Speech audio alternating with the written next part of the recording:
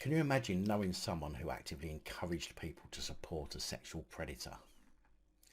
In most walks of life, the person calling for support of a predator would be called out and leaving people disgusted and likely ostracised from normal people. In fact, very few people would even try to support a sexual predator. But then again, many people are not in politics. We had it a few weeks back when former Conservative MP Ahmed Khan was accused of assault of a teenage boy and found guilty. And Conservative MP Crispin Blunt, MP for Reigate since 1997 and chair of the all-party parliamentary group on LGBTQ+ rights, publicly announced his support for him. Utterly disgusting, but not surprising. Well, now we have the Scottish Nazi parties, Scottish national parties.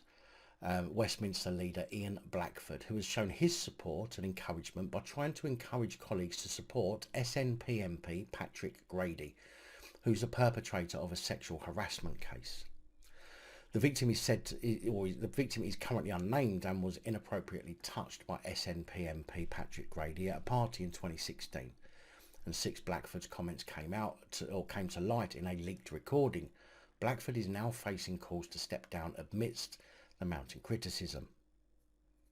According to the victim, when the allegations first emerged, Mr. Blackford summoned him to his Westminster office with no warning of what the meeting was about. I just got a call from him on my personal mobile asking me to come upstairs to his office.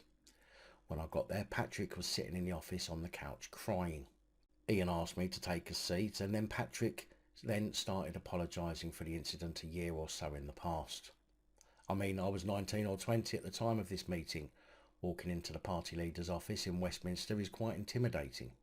I was made to feel guilty in that situation.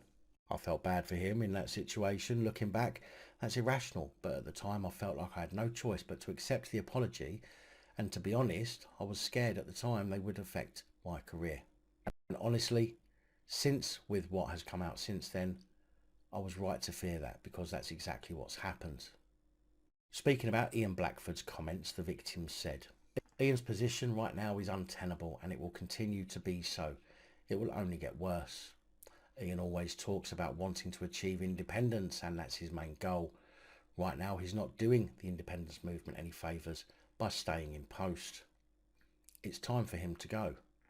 Fellow Scotland Secretary Ian Murray said Ian Blackford's apology or non-apology yesterday was essentially victim blaming, and he's only done that because one of his own team have recorded the meeting where everyone was giving Patrick Grady their support. If we want to try and find a way of changing the culture within politics, within Westminster and the wider society, then those in leadership positions have to take responsibility, and I think he should really consider his position.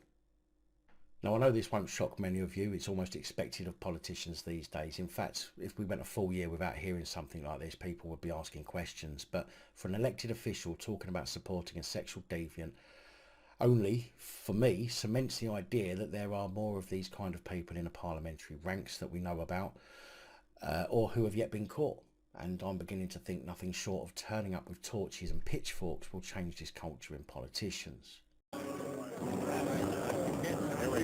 No, there's no justice like angry mob justice.